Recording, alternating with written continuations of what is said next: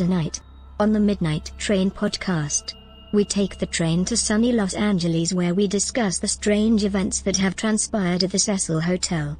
Is it haunted? What happened to Elisa Lam? Warning, we say things like, fuck 2020. Seriously. What a shit year. And, fuckity fuck shit murder fuck. Oh, and Evan is out on a world beatbox competition, so wish him luck. All aboard.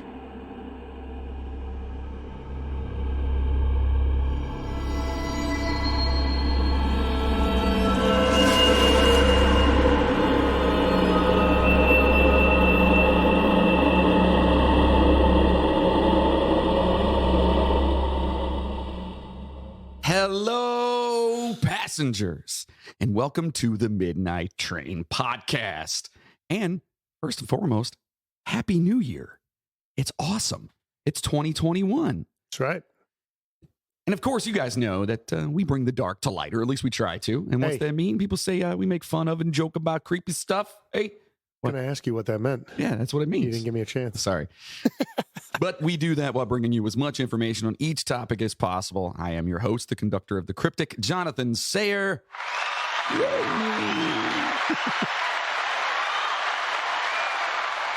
And with me, as always, is actually Mr. Moody. Yeah, buddy. What's up? What's going on? All right, there you go. There you go.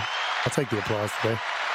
Unfortunately, due to New Year's and the holiday and everything else, Jeff is not with us today. Correct. He's with us in spirit. Family things and other stuff. Yeah, he's got stuff. So he's taking a little bit of a hiatus. He doesn't like us anymore. Just for this episode, I think. He takes a lot of hiatuses. Can you blame him? I mean, everybody needs Yeah, I can blame him. Well, look, obviously we can blame him, but he's got kidney stones and he's got the freaking corona. Dude's luck sucks. Apparently he's got a kid that he's got to take care of. Yeah, I don't know what the fuck that's all about. That going on. Jesus. No, but he'll be back with us next week for sure. So you beautiful bunch of dark passengers know that we're just a couple of musicians and assholes that love history and can't get enough of the mysterious. We want you all to know how much it means to us that you're listening to us at this very moment. Your reviews and support really do make all the hard work worthwhile. In saying that, please stop on over to Apple Podcasts or wherever you're listening right now and give us a 5-star review. It really does help. I have no idea why. It fucking helps, whatever. Also, you can find us on Spotify and iHeartRadio by typing the Midnight Train podcast in their search bar and clicking the follow button. You'll then get each episode as they are released, as you probably already know, though. What's up? So like we were talking earlier, we've noticed that we have a lot more Spotify listeners than anywhere else, right? Yeah, that's crazy. Do you think we could hit up Spotify to get one of those Joe Rogan contracts? Let's work on that. Hey, Spotify, can we get one of those Joe Rogan contracts? Oh, yeah. How many listeners you got? I don't know, like 40, 50? We got 6. Who cares? They like what we do. No, there's a hell of a lot more than that. We appreciate you guys. And Patreon subscribers will be getting an amazing bonus that I actually just found out myself. Surprise. We threw out a couple of new bonuses just this past couple weeks. Yep. We did one on the Velisca murders. Yep. And how it tied in with the Hinterkaifeck. Right. And then we did just kind of a wrap up fuck 2020 little banter thing that was fun. Yeah, that was fun. I thought that was really cool. We went over the top 10 movies or 20 movies of 2020. 2020, yeah, which were pretty much all garbage. Yeah, I had only heard of like 3 of them. Yeah, it's just horrible. But you guys can get those bonuses by just going over to patreon.com/the Midnight Train podcast. Sign up over there. Or you know what, if you don't want to commit to that, you can always just go to the midnighttrainpodcast.com and just sign up.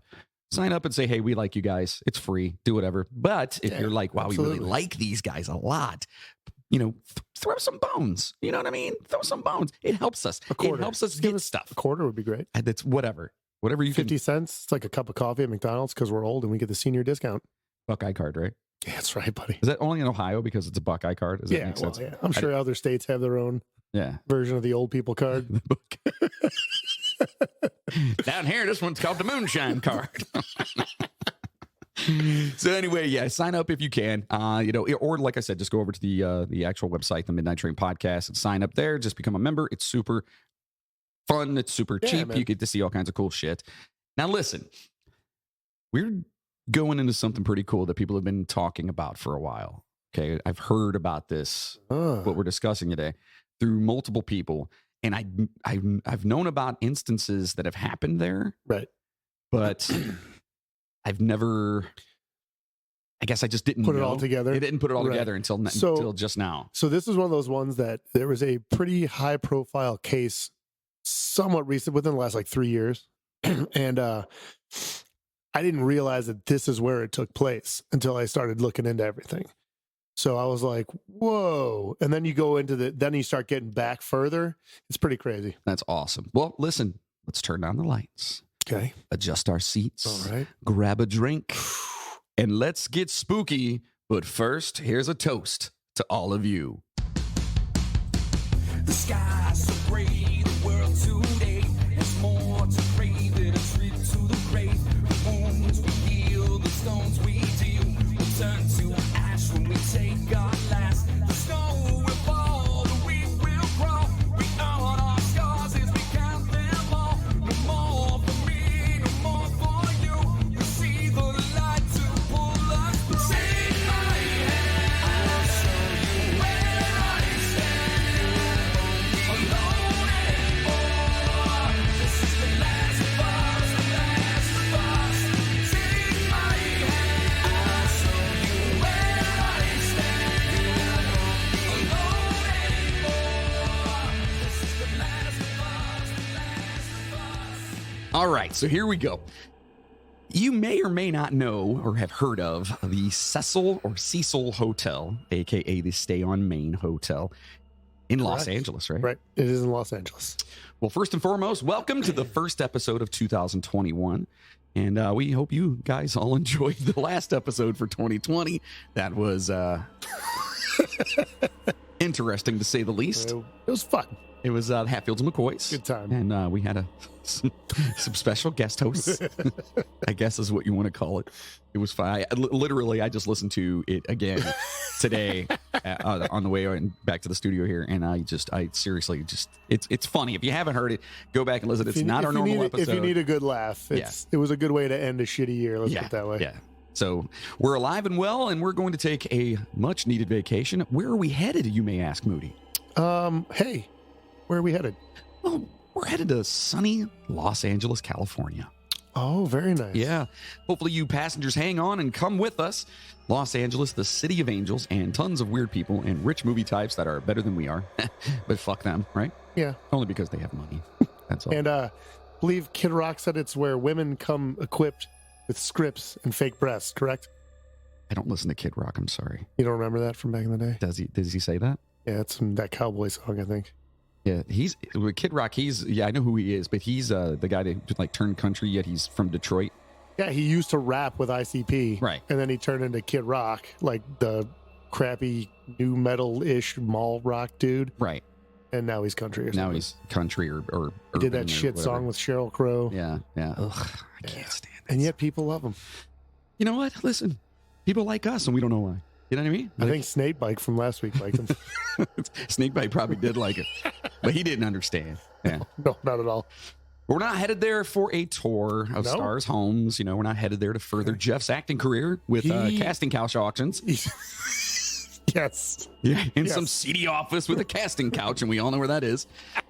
No, my friends, we're headed specifically to 640 South Main Street, Los Angeles, California.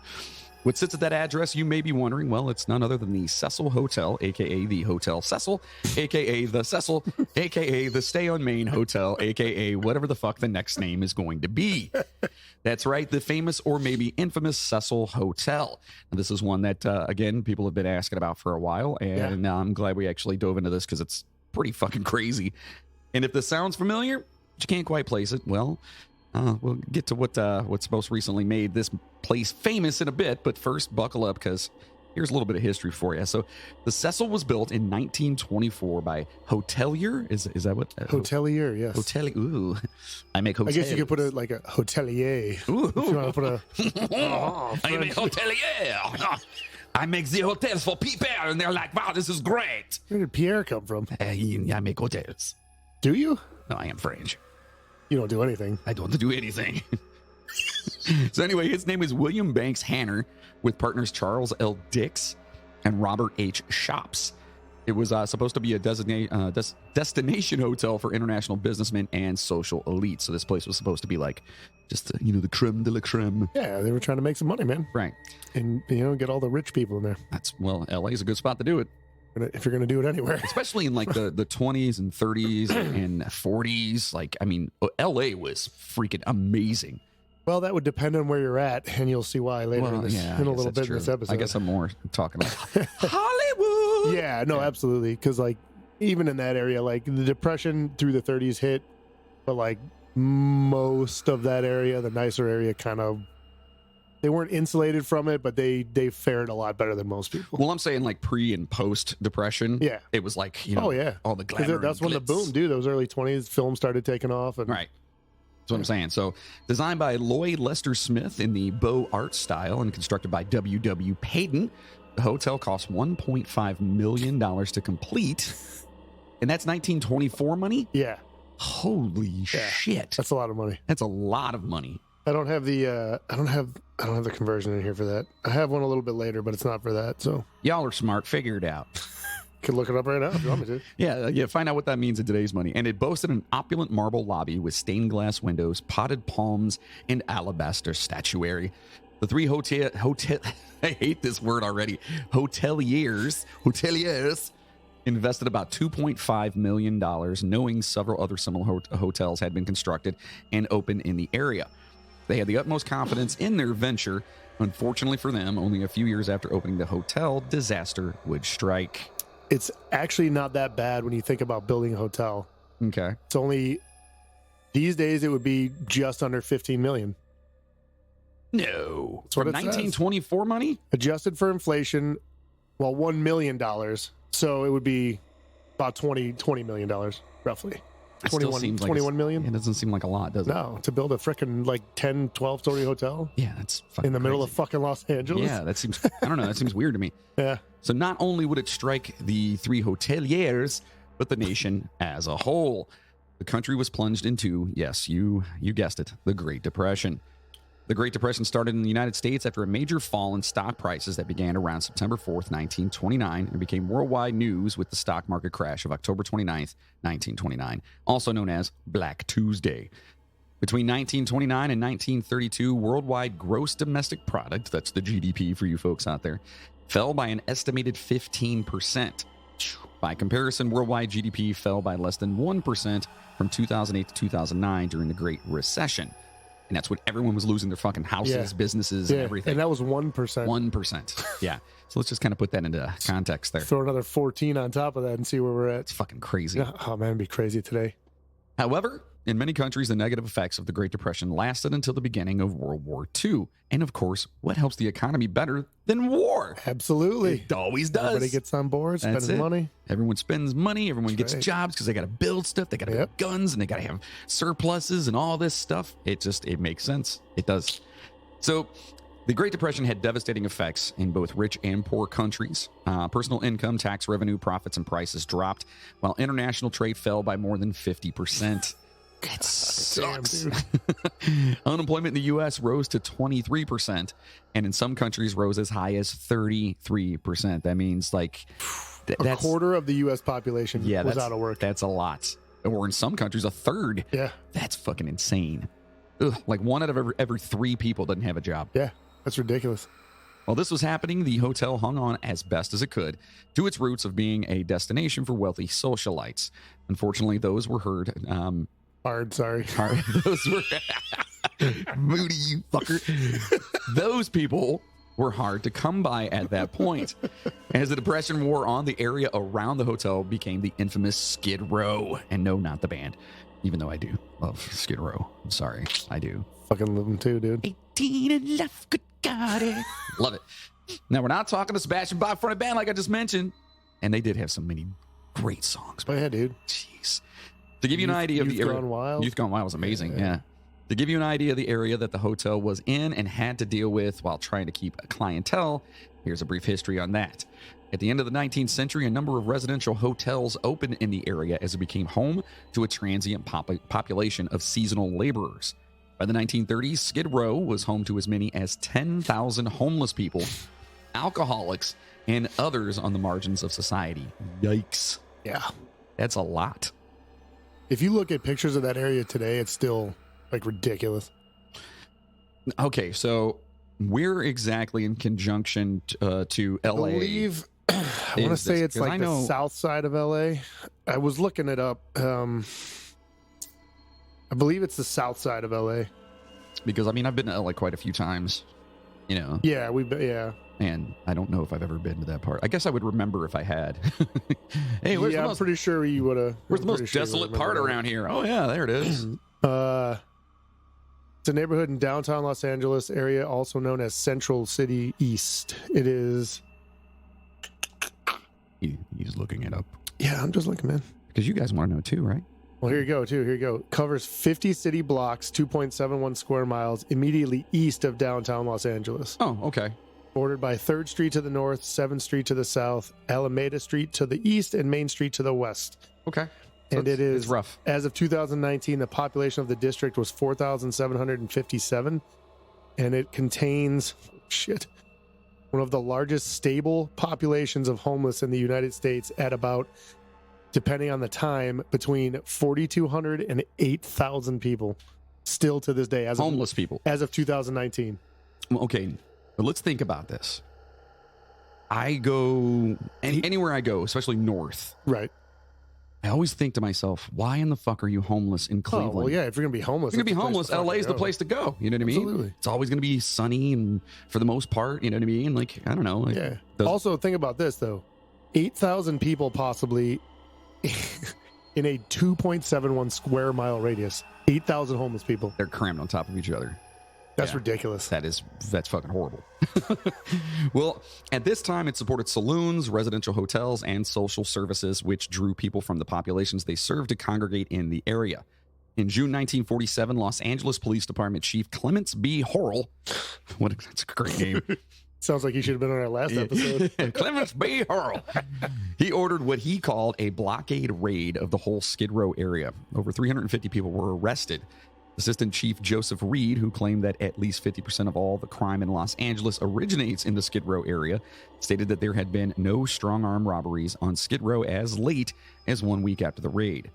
Longtime residents, however, were skeptical that the changes would actually last. That's crazy. I don't understand, because remember when we were doing the Cleveland Torso Killer, they raided that hobo camp. Right. Like, what purpose does that serve? Like, they didn't catch anybody for that. They arrested 300 people in this, but what did they really charge them with? I think it's you know what I'm saying? Like, what do they expect it to do? I think they're just trying to get the derelicts out of there.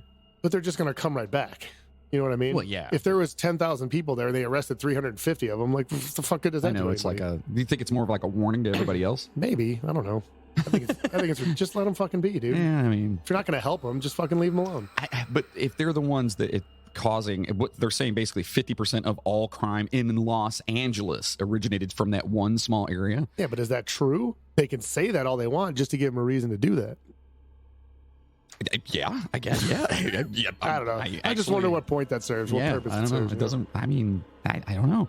Well, it probably for the rest of the community outside of that, like the people who makes them feel better. It makes them feel better. Yeah. You know what I mean? Like, I'm paying property taxes. Yeah, them rich people want to feel safe. Right. Exactly. That's what it has to come down to. Yeah. So in 1956, the city of Los Angeles was in the midst of a program to rehabilitate Skid Row through the clearance of decaying buildings. Seems like that went well. Yeah. The program was presented to property owners in the area as an economic measure.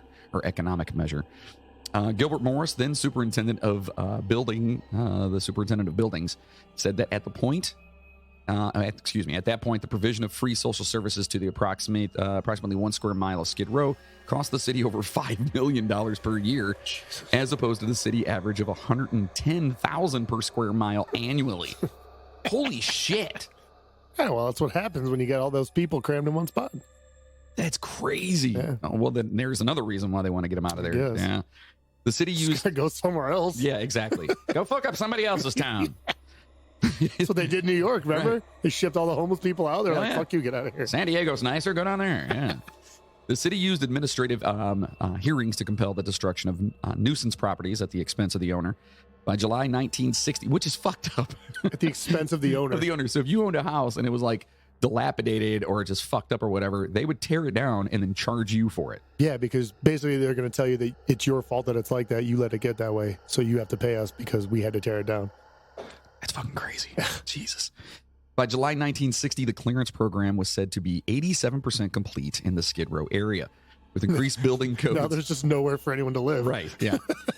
With increased building codes during the 60s, owners of residential hotels found demolition to be more cost-effective than adhering to repairs.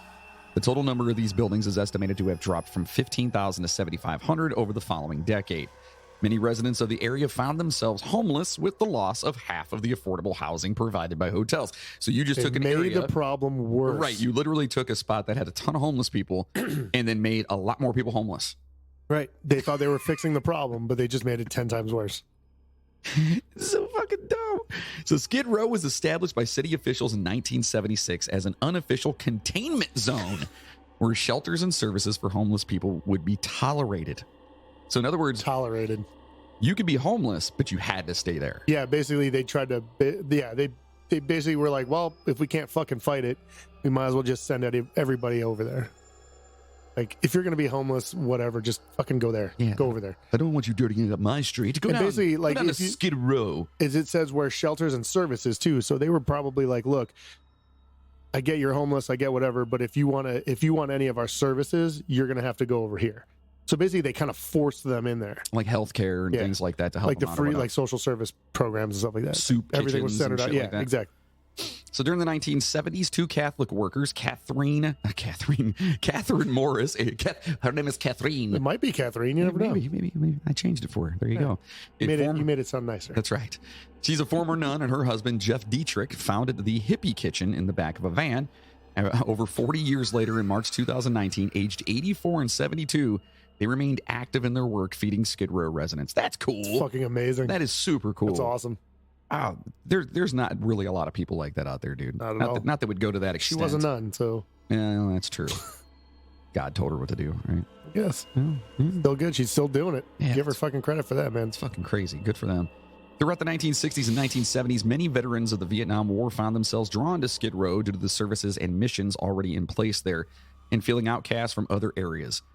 Like those after World War II, many of them ended up on the streets.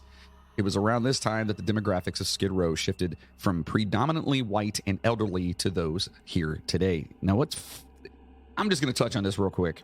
The fact that we don't take care of our military after they're done serving is fucking garbage to me. Yeah, I agree. It's better now than it was because they're talking about after Vietnam. I know, dude. You would have been better off staying in Vietnam. Even today, though, so a buddy of mine. It's crazy the disrespect of just everything. They just threw them away. They threw them away. They used them and threw them away. If you don't believe, as just a regular person in the United States, if you don't believe in what they're fighting for, at least believe that they did fight for you. You know what I mean? They went over, they served, they've done, especially during wars. Yeah. Fuck, you made it out of a fucking war that you probably didn't even want to be in because you were drafted. Well, that's what I'm saying. Like Vietnam, most of those guys were drafted in. They didn't have a choice. That's what I'm saying. And then they come home and we just fucking shit on them. Yeah, fuck you for being over there. Yep. I had a friend of mine that went to, he was in the Army right after high school, and he went in to be a Green Beret. All right. Okay. Got out, couldn't find a fucking job. That's fucking ridiculous. Couldn't get a job. That's like the guy you want at your work. Right. Like, hey, we're just gonna let this guy do everything. Right. He's Could not find a job, and then finally he started working at 7-11. yeah. Then actually got a job working he got a pretty good job someplace, and then got in trouble for selling drugs. Anyway. Okay. Yeah. Let's just say things didn't turn out too well for him. That was a lot more of a downer than I thought it was going to be. Yeah, sorry. I thought you were going to be like, he owns a company now and he's Nope. doing really well. No, he's doing well now. Okay. Oh yeah, now he got in trouble for that way back. Oh, all right. Yeah, he's doing a lot better now. Well, yeah, you went to high school in like 32, 34. Right, exactly. During the Great Depression, actually. Yeah. Now that only takes us through the 70s, but we can tell you it didn't get any better after that. The reason we went through a small history of Skid Row is to show how the area had changed and the type of people that inhabited the area. The reason to show this will become evident, like right about now. So by the 50s, the hotel had become a place known to house transients and drug dealers and many unsavory types. Keep those unsavory types out of my we don't area. want to see him. Right. Put him over in Skid Row. Right. Go back to where you belong. This would lead to a history of murder, suicide, and other tragedy. That would ultimately lead to tales of the hotel being haunted. The hotel would more recently, okay, I got to say this. It literally says that would ultimately lead to takes of the hotel being haunted. But I know Moody's handwriting now. You cover it well, dude. It's good. So the hotel would more recently become the location of a story that would capture the attention of the world due to its strangeness. I'm glad I said that right. So without further ado, let's get into this crazy shit. So Yep. the murders and murderers of the Cecil Hotel here. Correct. One of several noteworthy guests of the hotel was Elizabeth Short, who you all may know as the Black Dahlia, after her 1947 murder in Los Angeles. We talked a little bit Touched about on that with the torso murder. Torso murders, and how there may be a correlation there or whatever that no one will ever fucking know about, but it's possible. She reportedly stated that at the hotel before her mutilation, which still remains unsolved, like we said. What connection her death may have had to the Cecil is not known, but what is known is that she was found on a street not far away on the morning of January 15th. Coming up on that, huh? Yeah, wow. It's crazy. That is kind of fucking nuts. With her mouth carved ear to ear and her body cut in two. Some people say that this story of Short, what? Story? Would that be what that's? Probably story. I don't know. I don't fucking know, dude. But some people say the story of Short staying at the hotel are untrue, but we'd like to think that there's some sort of a connection there. However, we cannot confirm or deny the validity of the claim, and there is a lot of conflicting reports on this. There are some reports of Short It's story again. Story. Jesus Christ. There were some reports of the story saying at a Shorts staying at a nearby hotel and just going to the Cecil bar from time to time, right? Right. So she just go and hang out there. So there were reports that she had stayed there, which seemed to be pretty unconfirmed, but a lot of people are holding on to that theory. And then there's a lot of other things that say that leading up to the murder, either the night before or like a couple of nights here and there before, she was seen at the bar at the Cecil. So it seems like she was there in some capacity at some point shortly before her murder. She was staying, I guess she was staying, there is confirmed that she was staying in another hotel in the area around that time, but she had been seen in some capacity at the Cecil Hotel, at least like in the bar, like drinking like the night before or a couple days before or something like that. Which is crazy too, that if as they say, the place was kind of known for the derelicts and the not great people. Next thing you know, she's hanging out there, and the next thing you know, she's dead.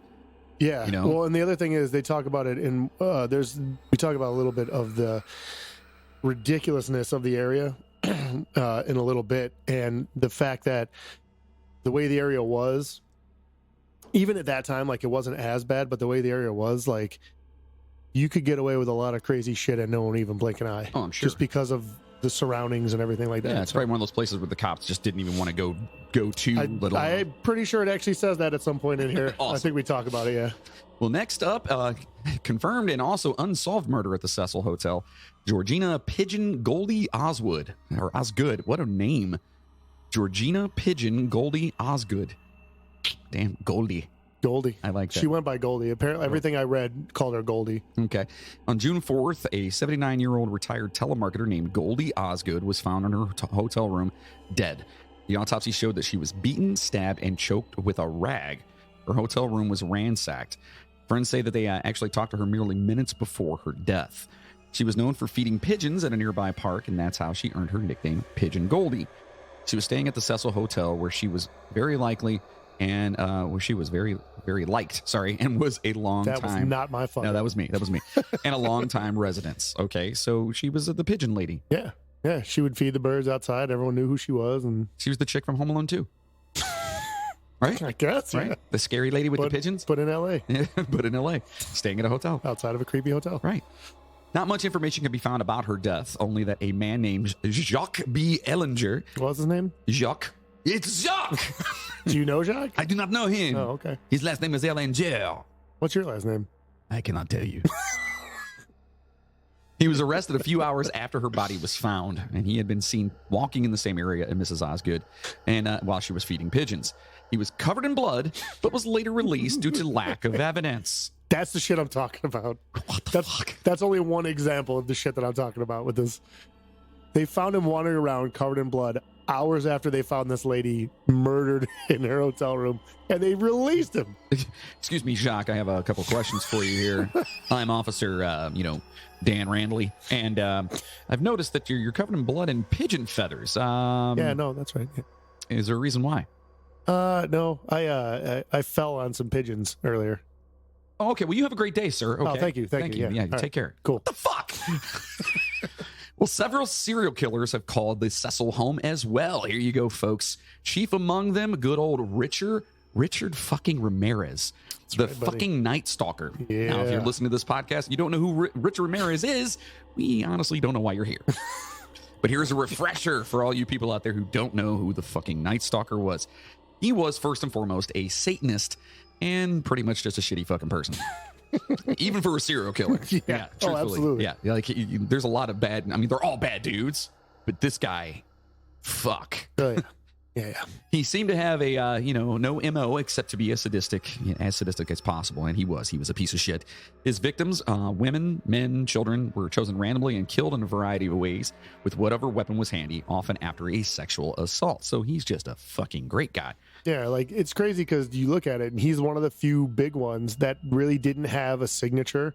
There was no like, you couldn't be like, all right, well, these are all connected because they were strangled and tied with this knot, or they were strangled with this, or they were shot in this fashion, Or they were all dumped in a certain prostitutes, or they were all exactly. this color, or they were all that. Exactly. Yeah. He just picked whoever the fuck he wanted to and killed him however he could. He's a special kind of guy. Most reports suggested that he was influenced as a teenager by his cousin Mike, a Green Beret who bragged of committing horrific acts in Vietnam. Is that your buddy? Hmm? Is that your buddy? No, thank God. I hope Is not. that why things went bad for him? No, Jesus. But anyway, so he basically said that he did a bunch of horrible shit over there and who later shot his wife to death in front of Richard Ramirez. So that's not a good start. No. So the Night Stalker was ultimately caught after a rape victim who had been left alive got a look at his getaway car, a stolen Toyota that was found abandoned and connected to Ramirez by a single fingerprint. There you go, fucker. Look, if you're gonna do something, don't leave anybody alive. That's all I'm saying. That's sloppy. To all you future serial killers out there, that's a word of advice from Mr. Moody. It's sloppy work, man. That's all I'm saying. Let's talk about that for a second. Okay. Okay. So I'm a huge true crime guy. I'm very infatuated by what makes serial killers do what they do, not what they do. Please, let's not correlate the two. I am not infatuated that they kill people. I'm with you on that. I don't glamorize any of that. These guys are all fucking and ladies. They're all pieces of shit. Every single one of them. They all fucking have some. Fuck them all. However, what makes them do that? It's fascinating. I'm so fascinated by it. However, they make the dumbest fucking mistakes. Yeah. Who was it? Was it Ted Bundy? It was like you do the same thing so many times, and then one day you forget where you hid the tire iron or something like that. Yeah. It's like you forget where you put the tire iron, and then it's done. Just doing it over and over again. And Bundy, man, what a fucking that fucking guy. Anyway, I just think it's hilarious that they're like, this like Richard Ramirez, single fingerprint. Yeah, You know what I mean? fucking fingerprint. One fingerprint. Wear fucking gloves, you dumbass. You know what I mean? Or wipe it down or something. Right. Once they had a suspect, police broadcast his name and face widely, and Ramirez was recognized and beaten by a mob Fucking amazing. in Los Angeles. In East LA. Yeah, dude. Yeah. So they heard about the guy, found him, and whooped his ass. You know what happened too, right? He's like just walking down the street, just got some food or something, and someone's like, "That's that fucking guy. That looks like That's him." that guy." And then everyone was like, "Get him!" Dude, mob mentality. I'm sorry. Sometimes it's justified. Surprised he fucking lived through that shit. Well, you know what? It probably would have cost us a lot less money if, most as a people, as the populace. Well, he was convicted in 1989 of 13 counts of murder, 5 counts of attempted murder, 11 sexual assaults, and 14 burglaries, and yes, sentenced to death. To which he said, quote, "No big deal. Death always comes with the territory. I'll see you in Disneyland." That is his actual fucking quote. "I'll see you in Disneyland." That's fucking ridiculous. Yeah. Now, remember, this is also the guy that had a pentagram that was his palm of his etched hand. into his actual palm. Yeah. Yeah, he was a swell guy. Ramirez spent the next 23 years on death row at San Quentin, but died of lymphoma in 2013 at 53 years of age. I still think that they should have let the mob just have at him. I honestly, I know we can't do it as people, as a society. No, yeah. You got to have absolutely. regulations Absolutely. and cruel and unusual punishment and yada, yada. But But sometimes... you know, if that would have happened, everyone would have been like, all right, break it up. Let's get him out of here. It's Yeah. okay. But like, sometimes... The only problem with that situation is, what if it wasn't Richard? Mistaken identity. That's what I'm saying. There's a lot of people that look a lot like other people. Okay, I'm saying more so like, if a guy is in court and he gets indicted, and they're like, you sir, you're going to prison, or how about this? The father of the victim over there is going to take that sledgehammer and take you in the back room and just kind of fix it all for all of us. Hey, maybe. But in that context, I think a lot of people say and they claim that they could do something like that. Like, I could go and avenge it. You know how hard that is to do, And to man. live through that afterwards. So all you people out there are like, yeah, I'd fucking kill that motherfucker if they hurt whatever. Probably not going to make you feel any better. It's not going to make you feel any better. Yeah. I mean, I don't know. It might. Some of you are twisted just like I am, so it's very possible. Yeah. So the Might get another serial killer out of it. Who knows? That's the problem. The Cecil and the Alexandria and the Twin Russell hotels just became these giant coral reefs of the worst people in the world, says Richard Shave, who runs Esoteric. I get that. Esoteric. Esoteric. I know. get I it. like that. Bus tours with his partner Kim Cooper and makes the Cecil a featured stop on the Hotel Horrors and Main Street Vice package. Quote, by 1990, the LAPD won't go into these places. There you go. And it was like, if we're called, we'll go in, but we're not patrolling. So in other words, the cops They don't just even said, wanna go fuck it, dude. They Yeah. were like, we're not even dealing with that shit. there. Yeah, I mean, it makes all the sense. Mm-hmm. So that's how a guy like the Night Stalker, that's the Night Stalker. That's how a guy like the Night Stalker could operate there, because obviously you don't got to worry about the cops. Nope.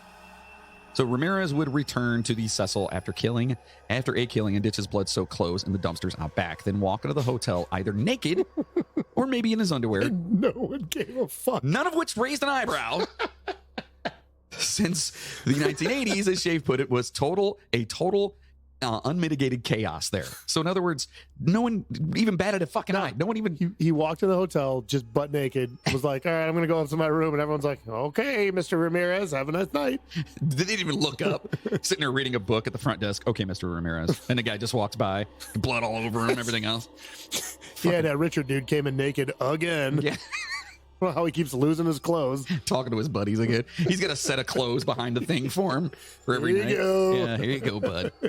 Well, obviously, of course, the dumpster and bag probably contained far worse things, and it wouldn't have been weird to see a half-naked man wandering around a hotel renowned for the vice and where the police rarely ventured. Drug dealers worked openly inside, and the bodies of overdosed residents could linger in the hall for days. Ugh. Yeah. Quote, no one wanted to be the person who called the cops, Shave said. Want to be the snitch. Fucking... You don't want to be the guy that brings the cops in there when there's all that shit going down. They found out, dude, you'll be the next body in the hallway. So let's just put something out there for everybody.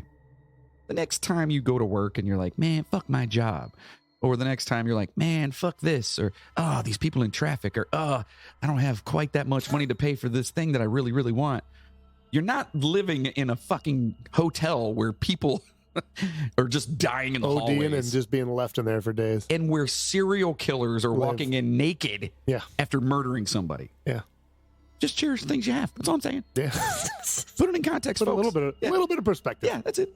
Another serial killer was known to live at the Cecil. In 1991, 6 years after Ramirez was caught and sentenced to death, a 41-year-old Austrian journalist named Jack Unterweger. I was not familiar with this guy. That The doesn't name sound sounded familiar to me, but I'm like, I don't know. Like, and I started reading a little bit about him. I was like, I don't know much about this guy. Yeah, that name doesn't ring a bell to me.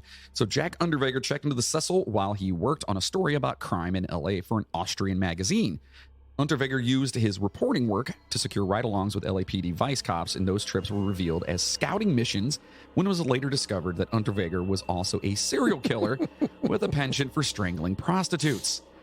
It is suspected, but never proven, that he chose the Cecil because of its connection to Ramirez. It's fucking crazy. Yeah. Also very fucking smart. Yeah. Oh, yeah, dude. So we're talking Yeah. earlier about these idiots that fucking do dumb shit or whatever. This guy was actually posing as a journalist. I think he really was a journalist. Okay, so he was using Like, that. I think he was a legit journalist, and using he was those using that credentials to do. yeah, using his credentials to go and fucking scout places Yeah. out. Fucking what? I've never heard of this guy. So when Austrian police connected the strangulation deaths of 3 LA sex workers with a series of 6 unsolved murders back home, all of those prostitutes who'd been sexually assaulted and strangled with their own bras using a distinct ligature. See, that's what we were talking about earlier. He's got his MO. He's got an MO that Right. they could find and trace. So maybe Ramirez was actually the smart one. Yeah, well, still with the fucking fingerprint. Well, yeah, well, that's stupid. Yeah. So Unterweger fled and was arrested in Miami in February of 1992. Unterweger, it turns out, had started abusing prostitutes in his youth, and at age 24, he was convicted of strangling an 18-year-old German woman with her own bra and sentenced to life in prison. How the fuck did he get out if he was sentenced? Okay. Read on. All right. Behind bars, Unterweger had been a model inmate, publishing poems, plays, and an autobiography that became a movie, and his popularity made him cause a célébre in the European arts community, which began to lobby passionately for his release. I do know this guy. Do you? Yes, I do know this Okay. guy. He hold on. I'll keep reading. I'll keep reading. Sorry. I keep reading now. I keep reading. In 1990, after serving 15 years, Unterweger was granted parole and almost overnight became a popular TV host and journalist. Within a year, he was in California killing women again. In June 1994, an Austrian court convicted Unterweger of 11 murders and sentenced him to life with no chance of parole. That night, he killed himself in his cell with a poetic twist.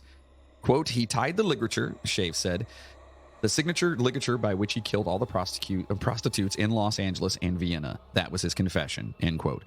Fucking hey. I do know this guy. And Okay. go a little bit further into it. So, like, he was extremely intelligent. A lot of them are, yeah. And like extremely. So what he was doing while he was in there in prison, he pulled a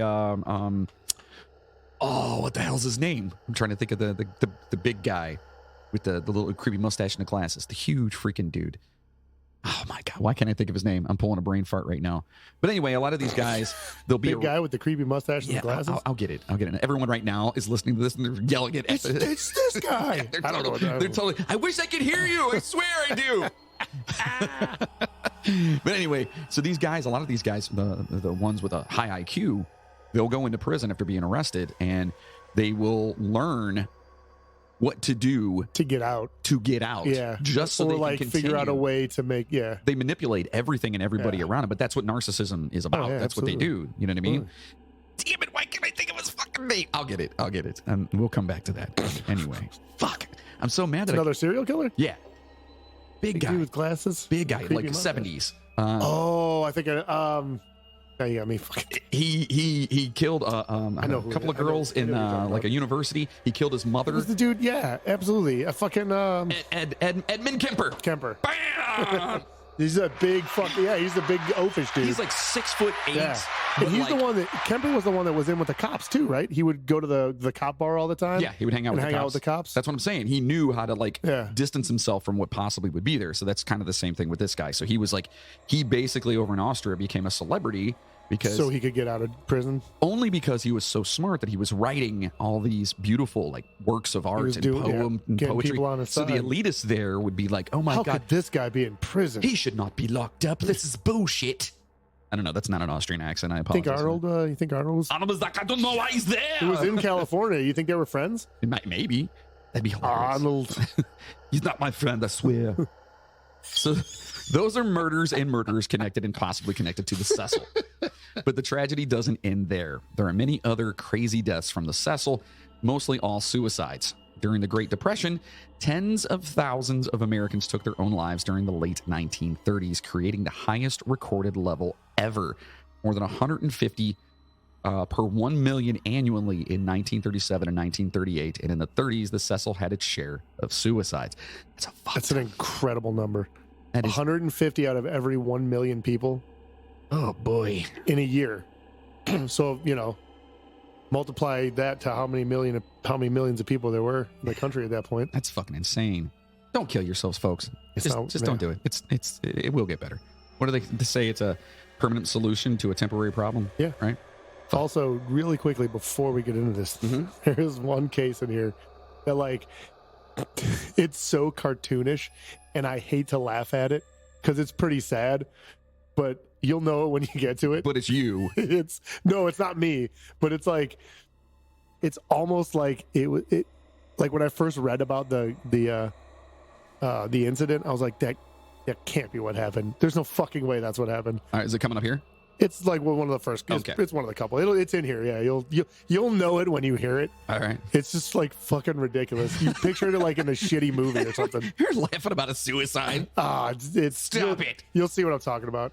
So in 1931, a guest, W.K. Norton, 46, was found dead in his room after eating poison capsules. A week prior, he had checked into the Cecil under the name James Willies from Chicago. This seems to be the earliest case of suicide at the Cecil. The following year, 25-year-old Benjamin Dodick was found by a maid in a room, dead by a self-inflicted gunshot wound to the head. In 1934, former Army Medical Corps Sergeant Lewis D. Borton was found with his throat slashed. He had written several notes about suicide while in the room, including one that cited poor health as a reason for the suicide. That's a fucked up way to do that, too. Yeah. So like, that's fucked. The other thing about these early ones is like I looked into a lot of them and there's not much on them just because there wasn't that much coverage. Right. Well, then in this area, they probably didn't give two shits about it either. Well, at this point in 34, like even like through the 30s, it still wasn't terrible. Like they still got some pretty good like clientele. Like it was like towards the end of the 30s into the 40s when shit really started going downhill for the hotel. Okay. So in 1937, the body of Grace E. Magro was discovered wrapped in the telephone wires around the hotel. She later died at the now demolished Georgia Street Receiving Hospital. Police were unable to determine whether Magro's death was the result of an accident or suicide. A year later, the body of 35-year-old U.S. Marine Roy Thompson was found on the skylight of a nearby building after he had also jumped from his room. He had been staying at the hotel for several weeks. In 1939, Navy officer Irwin C. Neblett was found dead after ingesting poison. He was only 39 years old. So damn. Out of all those, just dropping it. 3 or 4 of them were military too? Yeah. That sucks. Yeah. Oh, my God. So moving past the 30s, we find a little bit more craziness and a whole lot more fuckery. In January 1940, teacher Dorothy Skager, 45, ingested poison while staying at the Cecil and was reported by the Los Angeles Times to be near death. No further reports were published about her condition. In 1944, one of the youngest victims at Cecil Hotel had their life taken from them. Dorothy Jean Purcell, 19 years old, was staying as a guest at the hotel when she threw her newborn son from a window. What the fuck? Yeah, this is the fucked up one. This isn't the one I was talking about. Thank God. This is not the one I was talking about. Oh my God. That's fucked. Yeah, it's crazy. Oh my dude. God. Purcell did not know she was pregnant and woke in the middle of the night with stomach pains when she was sleeping next to her partner, 38-year-old shoe salesman Ben Levine. Not wanting to wake Levine, she went to the bathroom and delivered the baby herself. Okay, look, I don't pretend to know anything about what a woman goes through when she has a baby. Oh, yeah. But how the fuck, I know this, how the fuck do you go through that and not wake up somebody in the same goddamn hotel room as you when you're trying to have a kid? Dude, I don't know. People are strong, like, I guess it just depends on the incident. Blows my mind that someone could pull that off without waking somebody up that's literally 10 feet away from them. Yeah, it's fucking crazy. Ugh. Purcell believed the boy was dead, and that's when she got rid of the body from a great height. The lifeless baby was found on a roof adjacent to the building. Purcell was arrested, but after psychologists determined she was mentally confused, she was eventually found not guilty by reason of insanity. Jesus. Can you imagine being the guy that found that? It's like, man, I got to do some maintenance on the roof today. Oh, Oh, what the fuck? dude, I couldn't even. Moving on. Jesus. Fuck that one. In November 1947, Robert Smith, not the guy from The Cure, 35, died after jumping from one of Cecil's 7th floor windows. Can I just throw out a very unpopular opinion here? I fucking despise The Cure. Yeah, I kind of figured. You don't look like the kind of guy that listens to The Cure. I just don't get it. You don't look like the kind of guy that listens to that. I don't mind him. I know. All right. Like, I don't know. Like, I can't do it. I'm indifferent, but if I hear like, it's Monday, I'm in Fuck that song. That song is terrible. When I hear it, I'm I like, hate that song. it's a little ditty. Not a ditty. Shitty. It's a little shitty. On October 22nd, 1954, San Francisco stationery firm employee Helen Gurney, 55, jumped from the window of her 7th floor room and landed on top of Cecil's marquee. 1 week prior, she had registered at the hotel name under Margaret Brown. People are landing in some shitty spots. Yeah, that sucks. On February 11th, 1962, Julia Frances Moore, 50, jumped from the window of her 8th floor room and found the newspaper clipping here announcing her death. Yeah, and I it actually reads as found the follows. newspaper clipping. It was pretty awesome. Awesome. So this is the actual newspaper clipping. Quote, a woman leaped to her death from an 8th floor window of the Cecil Hotel, 640 South Main Street, early Sunday morning, her body landing on a second floor roof in the light well of the building. Police identified her from a hotel registration card and papers in her purse as Julia Frances Moore, about 50. Detective Sergeant Paul LePage said the woman, who left no notes, had registered at the hotel on Wednesday. Her purse and a small overnight bag were found in the room. Although the purse contained only 59 cents, a bank book showed she had nearly $1,800, which is around $15,000 today, in a Springfield bank. Sergeant LePage said he also found a bus ticket stub indicating she had come here from St. Louis. Other papers containing 2 home addresses in St. Louis were also found. The officer said he would contact St. Louis police in an effort to locate the woman's relatives. End quote. That's kind of fucking great. So Yeah. she's got like 15 grand sitting there. She was heartbroken. It had to be something like, I don't, Yeah. unless, because when was that? What was the year on that? That was the 60s, I thought. Right? It It 62. is Yeah, 62. Okay. So that's, I mean, that's well past the Depression. That's well past all that stuff. There wasn't really much. I mean, there's a lot of shit going on in the 60s, but That's heartbreak. It's she gotta was be heartbreak. from St. Louis in LA. She had 15 grand, which at the time is a lot of fucking money. Okay, so let's put our brains to work here. You could She's almost from buy a St. house Louis. for 15 grand in the 60s, couldn't you? Yeah. Well, yeah, absolutely. Well, I mean, yeah. Buy a it's car 15. for like Yeah. 2 grand, 3 grand. So let's think about this real fast. She came from St. Louis. She's in LA. She's probably depressed. She had a decent amount of money on her. Do you think she was possibly like maybe an actress that was failing kind of thing? Because I mean, at that time, people were flocking out there. But she had only been there for a couple of weeks, I think it said, right? She had only been there yeah, for, I don't know. I don't remember what it said. Like, It sounds like heartbreak. That's what it sounds like. But then could again, be. I don't know. Could I be, mean, man. you're all the way out in St. Louis. Maybe she moved. Maybe she went out there to meet somebody that totally just fucked her over. she was 50. Maybe the husband rolled out and she was like, I got to figure something out. And Yeah. So also in 1962, October to be exact, another strange death occurred. On October 12th, 2 bodies were found dead on the sidewalk in front of the hotel. One of the bodies was that of Pauline Otten. She was staying on the 9th floor of the hotel. She was 27 years old and had just had an argument with her estranged husband, Dewey. The other body was not that of Dewey. It was the body of 65-year-old George Giannini. Initially, police suspected the pair jumped together. After some investigation, however, found that old George had his his hands. had his Supposed to be hands in his pockets. It literally says had his haha in his pockets. That's what it says. Sorry. Found that George had his shoes or his hands in his pockets, and his shoes were still on. They said if he had jumped, his shoes would have fallen off during the fall or when he landed. Also, who jumps with their hands in their pockets? That does seem really fucking weird. Alanis Morissette. At least one hand, right? Well, it turns out that after her argument, Pauline decided it wasn't worth living anymore and jumped from the window of her room on the 9th floor. George, however, was just walking by the hotel about to have the worst and last day of his life. Pauline jumped and landed on George as he strolled by, killing him. Holy shit! Do you see what I'm saying? Like, it's not funny, but it's like you No. picture that in like a cartoon or a fucking bad comedy movie. Like, That's Moody. That's how you're gonna go. that is how I would die. That's exactly how I would die. You're just gonna be walking out. It's probably gonna be after something awesome happening to you. Yeah. You're gonna be like, I'm going to yeah. win the fucking lottery. Yeah, I'm going to be with- walking down the street and with the someone's ticket. going to jump out of a building and land on me. Again, we're not laughing at the people who died. It's just a fucked up way to go. That is It's fucked. like, you hear that and you're like, no way. Yeah, No there's- way. there's That's no fucking way. No way. Yeah, no, it is. It happened. She fucking landed on him. That is fucking insane. And he still had his hands in his pockets. He's just done. Said he died instantly. Oh She my just fucking God. right on top of him. Probably broke his fucking neck or Yeah, something. I would imagine. Oh, I think she was aiming for him. Like she saw him and was just like, whoa. Well, no, she jumped from what floor? I don't know. 9th? She was staying on the 9th floor. Yeah. Yeah, there's no way she aimed. There's no way. She timed it. She saw him come. She's like, oh, this motherfucker. Oh, yeah, well, I'm taking somebody with me. On December 20th, 1975, a still unidentified woman, approximately 23 years old, jumped from her 12th floor window onto the Cecil's 2nd floor roof. She had registered at the hotel on December 16th under the name Allison Lowell and was staying in room 327. Unidentified. That's crazy that nobody. You would think that at some point, and this was in 1975.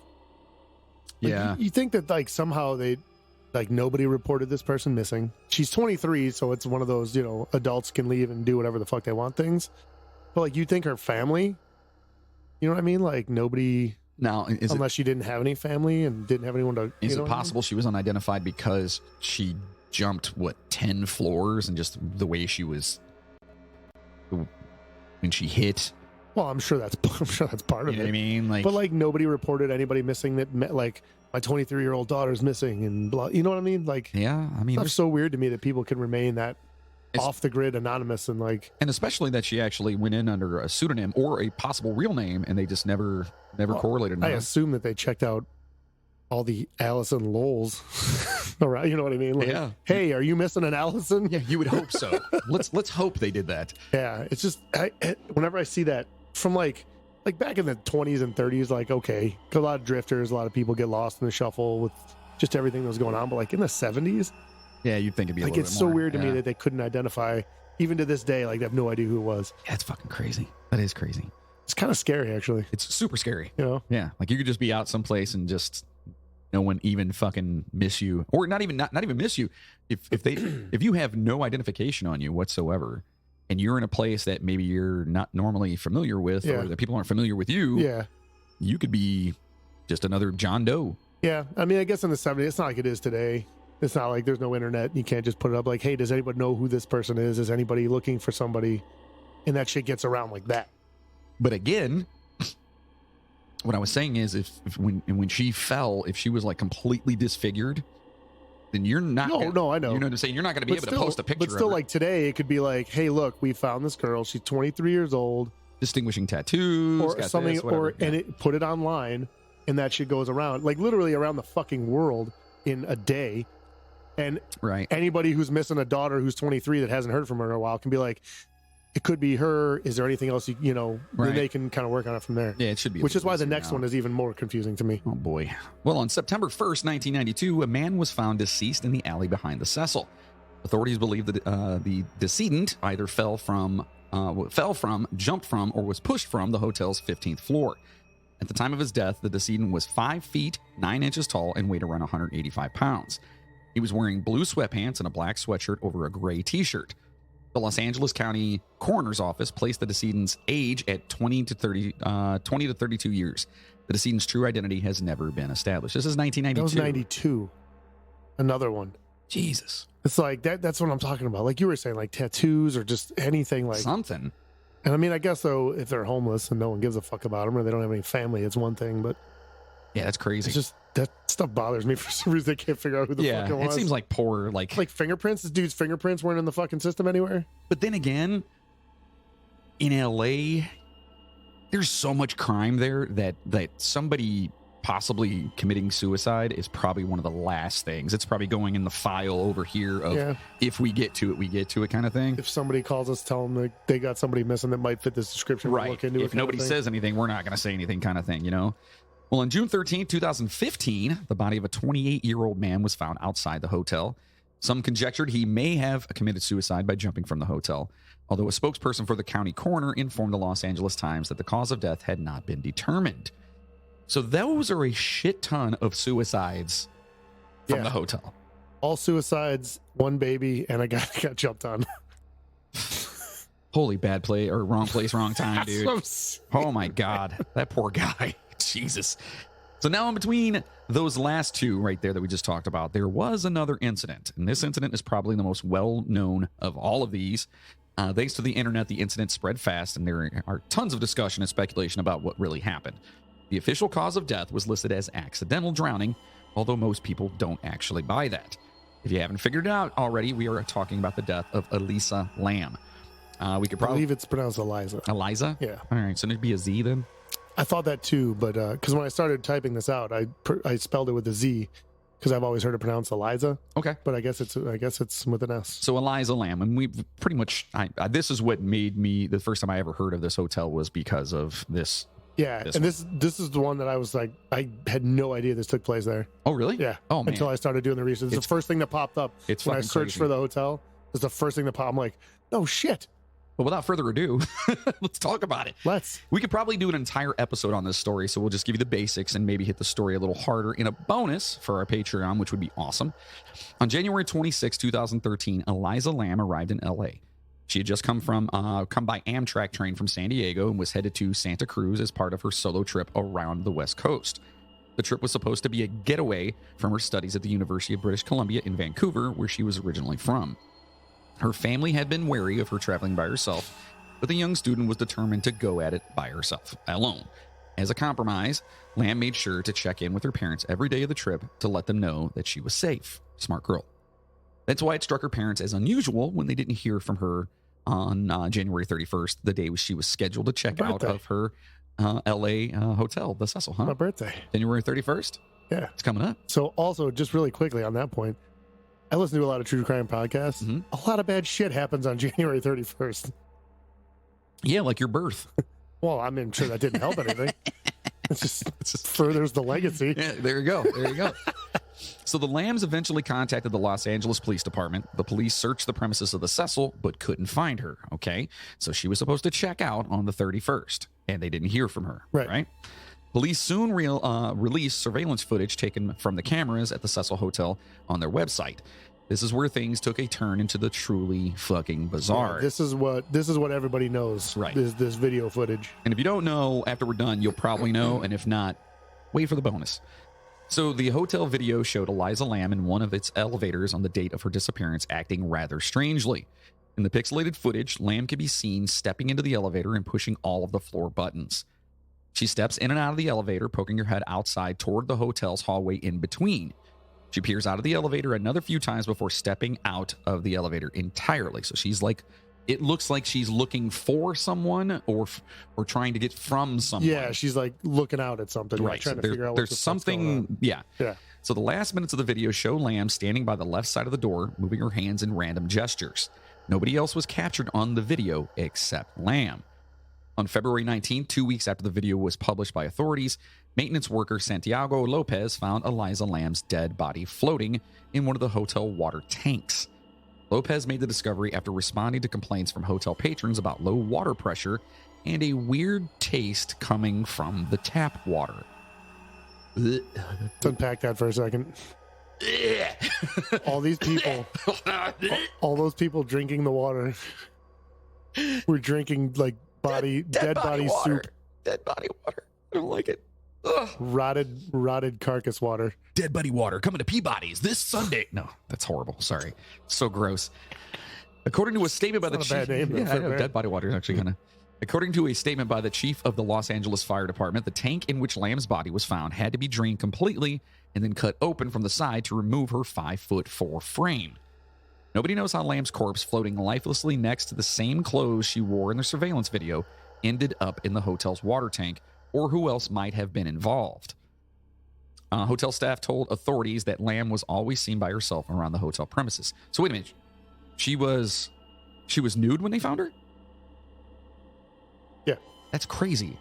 So her clothes were on the outside of the. No. The clothes were in there with her, but she wasn't wearing them. Oh, okay. Yeah. At a nearby shop, eerily named the Last Bookstore, owner Katie Orphan was among the last to see Elisa Lam alive. Orphan remembered the college student buying books and music for her family back in Vancouver. Okay, so obviously she had future plans. Right, she was getting her stuff ready to go back. She was ready to go back home. Yeah. When the autopsy results for Lam's case came out, it only served to ignite more questions. The toxicology report confirmed that Lam had consumed a number of medical drugs, likely to be medication for her bipolar disorder, but there were no indications of alcohol or illegal substances in her body. Soon after the toxicology report came out, amateur sleuths began poring over any information they could find in hopes of solving the mystery behind the death of Elisa Lam. One person noted that she seemed to not be taking her medicine previous to her death. This was on Reddit. I looked at it a little bit. You can find it. Basically, they were like, they saw what kind of medication she was on for her bipolar or whatever, and going off of that information and what they found in her system, that person was able to say, look, if she was on this, she should have been taking this at these times. So basically, like, this would have been in her system, this would have been in her system, and like whatever. And they basically determined, they were able to figure out that she had missed a couple of like doses that she was supposed to take. Yeah. And like everything was basically off on the timeline of what should have been in her system. Okay. Which is kind of crazy that there's people out there that that's awesome. can figure that shit out, you know? Yeah. It is an important finding to note, given that the use of antidepressants to treat bipolar disorder can risk inducing manic side effects if done without caution. And some sleuths have understandably latched onto this detail and suggested it was a likely explanation behind Lamb's strange behavior in the elevator, like Moody was saying. And that is very true. Yeah, absolutely. They say that if you're taking antidepressants or anything for bipolar, which I do, I take medication for it, that you got to really be careful, and you've got to go by what the doctor says. Talk to your doctor if you're on something and you're thinking about getting off of it, because it can trigger. Yeah, you just can't just do it. It can take you way over to the other side, even if you are. And some medication can actually do that too. Let's just say you're you're on the border, and you just have some rough days. It can fuck you up, man. It can really fuck you up. So always talk to your doctors, folks, if you have to. If you're thinking that something doesn't work or you don't like the way it makes you feel or something like that, don't just stop fucking taking it. Hotel manager Amy Price's statements in court strongly support this theory. During Lamb's stay at the Cecil Hotel, Price said that Lamb was originally booked in a hostel-style shared room with others. However, complaints of odd behavior from Lamb's roommates forced Lamb to be moved to a private room by herself. So she's acting a little goofy even prior to this. Okay. Up to that point, yes. There was incidents, apparently. So David and Yenna Lamb, I would assume this is her parents, filed a wrongful death suit against the Cecil Hotel several months after the daughter's death was uncovered. The Lamb's attorney stated that the hotel had a duty to, quote, inspect and seek out hazards in the hotel that presented an unreasonable risk of danger to Lamb and other hotel guests. Right. So I mean, it goes into a little bit more, but that's kind of a silly thing to me. If you she didn't fall down a slippery step or an open elevator shaft or something like that. Right, exactly. She was found in a fucking water tank. Right. The hotel fought back against the suit, filing a motion to dismiss it. The hotel's lawyer argued that the hotel had no reason to think that someone would be able to get into one of the water tanks. Based on court statements from the hotel's maintenance staff, the hotel's argument is not entirely far-fetched. Santiago Lopez, who was the first to find Lamb's body, described in detail how much effort he had to exert just to find her body. So, in other words, she didn't get in there easily. No, it's not an easy thing to do. Right. Especially, like, you'll read on a little bit, like, there was a lot of things that could have tipped people off. Lopez said that he took the elevator to the 15th floor of the hotel before walking up the staircase to the roof. Then he had to first turn off the rooftop alarm and climb up on the platform where the hotel's 4 water tanks were located. Okay, so let's take these piece by piece here. First and foremost, there was an alarm for the rooftop. Right, that he had to turn off to even open the door to get out to the roof. Which obviously was never triggered. Never tripped. Right. And then he had to climb up on the platform where the hotel's 4 water tanks were located. So you had to get through that first. And then he had to climb up there. Right. Finally, he had to climb another ladder to get to the top of the main tank. So this was like a... you're not just doing this on a whim. No. It's not like it's just on the side of in a hallway somewhere. You know what I mean? Like you're just like, fuck it. You've literally got to freaking... Yeah, okay. It's a process. It's a process. Only after all that did he notice something unusual. Quote, I noticed the hatch to the main water tank was open and looked inside and saw an Asian woman lying face up in the water approximately 12 inches from the top of the tank. Lopez said, as reported by LAist, I guess. I don't know if it's like a magazine or a website or something. LAist. So bougie. Lopez's testimony suggested that it would have been difficult for Lamb to make it to the top of the water tank on her own, at least not without anyone noticing. The hotel's chief engineer, Pedro Tovar, also made it clear that it would be difficult for anyone to access the rooftop where the hotel water tanks were located, again, without triggering the alarms. Right. Only hotel employees would be able to deactivate the alarm properly. If it was triggered, the sound of the alarm would reach the front desk as well as the entire top 2 floors of the hotel. So somebody would have heard it. Right. Now, I don't know if this says this yet or not, and I might be jumping the gun, but is it possible that somebody from the hotel was involved? I don't know. I mean, it's possible. All right, let's continue. We'll come back to that. Los Angeles Superior Court Judge Howard Helm ruled that the death of Elisa was, quote, unforeseeable because it had happened in an area that guests were not allowed to access, so the lawsuit was, in fact, dismissed. All the talk of the difficulty in even getting to the water tanks, especially the fact that no alarms were triggered, only fueled more conspiracies and speculation. We may never know what really happened, and it's another feather in the crazy, creepy-ass cap of the Cecil. Right. It's pretty fucked up. So what you were saying is, I would assume that the police looked into that, given the fact the whole alarm thing, that somebody involved with the hotel was involved with this. I mean, So 'cause that's if you something think that about it, if we do a bonus, we can get into that. You know what I'm saying? yeah, because if you think about it, like, what better place to hide a body than some place where nobody goes to? Right. Although, You got to figure they're going to get found eventually because of the whole, you got the water taste, the low pressure, and unless you're a disgruntled freaking hotel worker and you're trying to poison the people that are in that hotel, so why not take somebody in there, kill them, put them in there, or try to make people sick, or what if get somebody the place shut down or something. what if she was already dead when she was found? You know what I mean? What if somebody found her and was like, oh shit, I can't have this happen at our hotel, Or it could have been an accident. It could have been it could have been somebody, and it could have been an accident. Like, or a cover up because the hotel Exactly. didn't want to get busted for it. who knows, man? We're coming back to this one. This is bonus. Bonus. This is a rabbit hole topic, and there's a lot of people that feel very strongly one way or the other, Yeah. and it's definitely something to. It's definitely a good topic to just, you could sit down and discuss all the different things. Like, I don't know how true it is. I haven't gotten into it that much, but apparently it was locked from the outside or something. Like the way it was latched, there's no way that she could have crawled in there by herself and then latched it or something like. There's just all kinds of shit like that. Well, it just makes no sense. I mean, number one is the alarm. Yeah, that's the biggest thing. Yeah. Is how did she get up there without tripping in the alarm? Right, unless it's again another cover up from the hotel that the alarm maybe wasn't functioning, or maybe someone heard the alarm and just didn't pay attention to it. That's what I'm like. You would have thought though that if it went off, that somebody on the top 2 floors would have been like, at least had come forward and been like, the one day I did hear an alarm going off. Yeah, You know what I mean? yeah, that's fucking crazy. So I don't know, man. Yeah. That's all the suicides and murders though. That is all the okay. So And there are some stories of hauntings, but they're there's a lot of intermittent. Well, there's a lot of people that talk about it. They say, yeah, it's haunted, but like I couldn't really find any stories. But there's a little bit about it, and you can. Well, there are stories of cold spots and shadowy figures. A news story went around a couple years ago of a ghost photograph showing a shadowy figure outside of a window of the Cecil Hotel, It's pretty awesome. looking like it was about to jump. See if I can find it real quick. for you. We'll definitely post it that up. too. Yeah, we'll post it up for everybody. There are stories of people saying that they see a woman who looks like Elizabeth Short, and that, of course, is the Black Dahlia. Yep. And feeling like they are being watched in the hotel.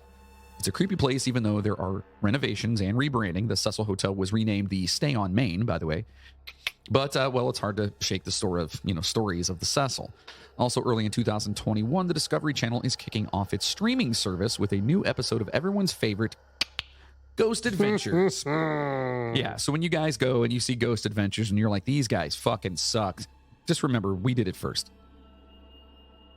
Oh, that's fucking real creepy. He's showing me the picture right now. We'll make sure we post this up That's for you like guys. an enhanced version of it. That's fucking wild. Yeah. We'll make sure we post that up. So make sure you guys are looking on all our social media to find that picture of the Cecil Hotel and the ghost looking like she's jumping out of a window. Yeah, it's a pretty cool picture. Like, I mean, it could be anything, but like, it could be reflections about whatever, but it's a pretty cool picture. It's Yeah, creepy. It's pretty wild. So the hotel and the Eliza Lamb footage was the inspiration for the hotel season of American Horror Story. It was also the inspiration behind the movie Barton Fink, starring John Goodman and John Turturro. You ever seen that one? I have not. Maybe. So basically, John Turturro plays. If you don't know who John Turturro is, he's Jesus. He's the Jesus. Yeah. You pull a gun on me, stick it up your ass, and what do you say? Pull the trigger Pull until the it trigger click. until it goes. Till it goes click. Jesus, man, you said it. Nobody fucks with the Jesus. Nobody fucks with the Jesus. But he plays a guy. I think he's like a writer, and he's staying at a hotel. And John Goodman basically plays like the devil. And like it's basically the whole thing is like him at this hotel and John Goodman's, and they're going back and forth and stuff. It's a pretty good movie. I have to check it Pretty out good movie, too. Yeah, it's solid. The hotel can also be seen in two popular music videos. You like this one? The Streets Have No Name by U2, where the band performs on the roof of a building next to the Cecil, and in Blink-182 video for The Rock Show. Sure, you remember this one? You remember the video? I don't know, maybe. Well, okay. The band is shown throwing money off of a single-story building next to the Cecil, which may or not be the same building U2 played on. It So probably do you was, remember? Do you remember that video at all? No, I don't. There's that scene where they're just like chucking money off the top. There's like throwing money off the top of the building. You can see the Cecil in the background. Oh, that's awesome. And the same with the U2. Like during the video, there's spots where you can see, because it's like I tried to look at it. I think it's kind of like It's not directly. I think it's like a little bit catty corner to it. You can see the hotel in the background. Yeah, we'll throw a bunch of those pictures. See if we up can too, find the so you pictures can of see it. Yeah, that's super cool. Yeah. So yeah, that's the Cecil Hotel in kind of a nutshell there. And I do think I want to do a bonus on the Eliza Lamb thing, because that is a fucking crazy ass story that doesn't seem to have any kind of nothing makes sense about it. It's weird. I remember looking at that shit like when it first came out, like when the footage started going around. Yeah, it's weird, man. It's weird. That is absolutely freaking crazy. And there's just a lot of like, definitely could be, you know, you look at the bipolar thing and the medication, everything, and people do crazy shit when they're off their meds. Yeah, but just seems there's really also a lot of extensive. weird shit around that as well. Yeah, it just seems so extensive that she would go to those links. Yeah. You know what I mean? I don't know. It's fucking weird. And I've known about the story for a while. Yeah. And, you know, I've seen the video footage of her freaking out and walking through the hotel by herself. In and out of the elevator, looking out. And yep. In and out of the elevator. Like totally distraught. My question is, why the fuck didn't the elevator go? She was in there for a minute after she hit those buttons and they didn't fucking. The elevator's probably like, too many buttons. Hold on. You're confusing me. Yeah. Hold on. It's too many buttons. Press 1 and we'll figure it out. Let's try this again. And now, boys and girls, it's your favorite part of the show, the movie review. Which top 10 movies will make the cut today? So, Moody, guess what we're talking about? Well, judging by that little intro, I'm going to say the what the fuck. We're talking about the movies. So we're going to do the top 10 movies that were based either in or about a hotel. Right. So this list is actually not from IMDb, because I looked up IMDb and I tried to find movies based off of like in hotels or whatever. And I found some really weird shit because I believe like when I searched the keyword hotel and horror movies, like some weird shit came up that I think literally just had like a scene or two like in a hotel room, and I'm like, this is not a movie based on like around a hotel. Exactly, just because like one scene. Yeah, right. So I found this list on its Ranker, which I'm sure most of you guys have seen stuff on there, and this is a much better, like, granted this is more like a fan voted type thing, but this is a much better representation of good horror movies that were based on hotels. So we're going to talk about these. Let's see, we'll just do top 10. Wait, hold on, I gotta do top 11. Top 11. Okay, only because number 11 is Puppet Master. Yeah. I had to include the first one. Yeah, that's such a great movie. If you guys don't know about Puppet Master, it's literally about a bunch of puppets that are demonically possessed, and it's just fantastic. They're like, he builds them all by hand, and then he uses his voodoo magic type shit. So Ranker's really cool too. If you guys aren't familiar with it, where they literally just rank everything. It's just a complete so much. If you ever type in a search for a top 10 list of anything, one of the top 3 searches is going to be a Ranker list. For sure. So they're saying Puppet Master is number 214 of 720 of the best horror movies of all time. This is what Ranker does. Yeah, that's the other thing. It'll show you all the other lists it's on too. Right. It's number 4 of the best horror movies about puppets and dummies. Oh, yeah, of course. And it's number 74 of the best horror movies of the 1980s. Of course. That's a pretty good. That's a good list. Yeah. It's good company right there. Number 10 is The Innkeepers. Never seen that one. Yeah, I don't know which that one is. Let me see if I can pull that one up here. Pull it up? I can find it probably. Yeah, let me see. Here, I got it. Got it? I think. The Innkeepers. I've never heard of that one. The Innkeepers is a 2011 horror film written, directed, and edited by Ty West, starring Sarah Paxton, Pat Healy, and Kelly McGillis. Ooh, I see a picture. Kelly McGillis. That was the chick from Top Gun. Yeah. Have you seen her lately? No, but I can imagine it's not good. Oh, boy. She hasn't aged well. We'll just put it that way. Is that the chick from Top Gun? Kelly McGillis? Isn't she like the Tom Cruise's woman in Top Gun? Yeah, that's Kelly McGillis. Yeah. All right. So its plot follows 2 employees at the Yankee Peddler Inn who, during its last weekend of operations, attempt to document the alleged supernatural activity in the building. Wow. Creepy. Look at that picture. That actually looks pretty cool. So that's The Innkeepers. That's number 10. Okay. Number 9, I haven't watched this yet. I'm looking forward to it because I absolutely loved the original. This is Dr. Sleep. Oh, yeah. That's the sequel to The Shining. The Shining. The Shining. I have not The Shining. It's The Shining. Do you want to get sued? Every time it's ever said on the show, I have to do that. So I haven't seen Dr. Sleep yet either. I've heard that people either hate it or they love it because it's not at all the same. It's basically the little boy from The Shining. It's him grown up. It's him grown up and him kind of dealing with the demons from that. Right. And it looks pretty cool. It's number 139 of, let's see, the best psychological thrillers of all time. Wow. And number 313 of the best movies based on books. But that's 313 out of 364. I feel like it. I don't know. Not too good. But it's also Stephen King. So, Yeah. Stephen King's awesome. Number 8, The Witches. Ooh. Okay, so this one threw me. I was like, wait, that's the new one. But I guess the new one they just put out was a remake of this one. Yeah, this is from 1990. Like this is Angelica Houston. Yeah. Yeah. Is it? Yeah, okay. Yeah, so The Witches, a 1990 comedy fantasy film based on the book of the same name by Roald Dahl. It was directed by Nicholas Roeg and produced by Jim Henson Productions for Lorimar Film Entertainment and Warner Brothers, starring Angelica Houston as Miss Evangeline Ernst, the Grand High Witch. And this is where she turns the little kid into like a fucking, like, what she turned him into? Like it's either a mouse or a rat or something like that. She turns this little I've never boy into seen that. it. Yeah, it's a cool movie. She turned me into a newt. Yeah, it's I got fun. better. I got better. So this is number 39 for the best Halloween movies for kids. Oh yeah. Kids love And that number shit. 201, the best movies for kids in general. Oh. Wow. All right. That's pretty cool. Okay. All right. This next one is not. This is number 7, and it's Hostel. Would not recommend That's not on the this. kids movie I list? would not recommend Okay. this for children. I was Hostel. going to show my 3-year-old, but I guess he doesn't. Yeah, this is the original. Eli Roth, 2005. Fucked up. It's literally about a group of vacationers over in, I forget what country it was, but they go to a hostel and they basically are like tortured Poland or and something, fucking killed. I could probably Czechoslovakia, maybe. I can just One of click on the those. button here. And find Yeah, out dude, what check on the click. Check. Check on the button. Let's see. They find themselves at it doesn't say. It just says they're traveling across Europe. Motherfuckers. Motherfucker.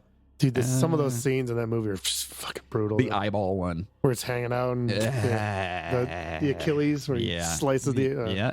So basically, it's like a Saw movie in a hotel where they just torture. Right. They fucking basically people. kidnap them. And then the whole premise is rich people pay to torture and kill people. Right. So, yeah. So it's number 456 for the greatest epic movies ever made. What? Hostel's on that list? Number 2 of the 23 disturbing, brutal movies based on real life atrocities. That's based on real life atrocities? Well, I mean, people doing. I'm sure it's extremely loosely based on something, right? Well, yeah, probably, as most of these are. And number 3 for the 20 horrifying crime movies whose true stories are way more terrifying. Wait, Dude, a I minute, gotta look what? that up now. Wait, I didn't know that was based on a true fucking story. all right, write that down. We gotta I'm gonna research put it in that. there. Yeah, I don't know about that. we gotta look at that one for sure. And also, please let us know if you guys have seen these movies. Tell us what you think about them. Hostel, it's pretty fucked up. Number 6 is Vacancy. This is Kate Beckinsale, Luke Wilson, and Ethan Embry. Why do I not know this one? Vacancy. That's a good movie. Is it? Yeah, they get to this hotel and they find out that they're like they're being spied on, and there's like trap doors and hidden doors and stuff into the hotel room and shit like that. Yeah, it's pretty good. Well, they put Kate Beckinsale in it as opposed to the initial person, which was Sarah Jessica Parker. Oh, so thank God. Thank you so much for doing that. First of all, Kate Beckinsale. Second of all, Sarah Jessica Parker looks like her face is forming a foot. Yeah, Yeah. Yeah. So, yeah, that's just she my is personal She's opinion. a strange looking Yeah, girl. whatever. And plus, fuck that Hoes in the City or whatever the fucking show is called. Sluts in the City. That's it. Yeah, So this was actually number 87 of the best horror movie franchises. This was a franchise movie? Vacancy was. That's what it says. Oh, I don't know. I only saw the one. Okay, and it's number 4 of the best horror movies about travel gone wrong. Yeah, it wasn't bad. Like I remember like going into it thinking it was just going to be like, oh, it's another one of these, but it's not too bad. It's not too bad. Dude, this is absolutely one of my favorite all-time movies. What, the next one? Yes, this Okay. is number 5. Let's hear it. What do you got? Identity. Okay. Amanda Peet, John Cusack, and Alfred Molina, along with a bunch of other people. If you guys know, I think is it Alfred Molina? I'm not super familiar with that movie. I believe I've seen it one time and I don't really remember it. So they're staying in, it's got Ray Liotta in it, Rebecca De Mornay. I think Alfred Molina, if I'm not mistaken, I could be wrong on this, is the guy with the crazy twitchy eyes, the heavyset guy. It's in all like the crazy movies where his eyes just twitch back and forth. Alfred Molina is fucking Doc Ock, isn't it? From the Oh, you know what? You're right. I'm Yeah. wrong. You're wrong. I'm wrong. You're right. Yeah, I forget what the guy's name is. Anyway, it doesn't say it in here. Who are you talking about? He's now I gotta find it. Son of a bitch. I have to find this now. Hold on. No. Why does it not have his name in here? You guys are all like, what the fuck are they doing? All right. Here it is. Hold on. What movies is he in? Well, as soon as I find it, I'll tell you. Well, how can you find it if you don't know? Because he was in that one. He was in what one? Identity? Yeah. Oh. I'll just look for the cast of Identity. That's what I'm looking for. It's making for Is Captain. it Brett Lohr? Hold on. Let me Who? click. Brett Lohr. I don't know who the fuck that is. Jesus. I have no idea what you're talking about. Hold on. There's got to be. Hold on. Sorry, folks. I have to figure this out. Brett. Loehr. His eyes go everywhere? Yeah. Ray Liotta's in that movie? No, it's not this fucking. Who the fuck is this guy? No, it's not him. Talking about John Hawkes? Larry? That dude? No. Okay, I don't know. I'm just trying to help here. Jake Busey's in it? Holy shit. Yeah, which is Gary Busey's kid, which is Brett freaking Lohr's a hilarious. kid. Yeah, it's not him. Scott. Hold on. Matt Lesher. I don't know. None of these guys look creepy with weird eyes to me. Damn it. Are you sure he's in this movie? Yeah. Okay, not to freaking completely. All right. Anyways. He's actually the main guy. That's what I'm not. John Cusack is the main guy, isn't he? No, he was the. I mean, he's the main.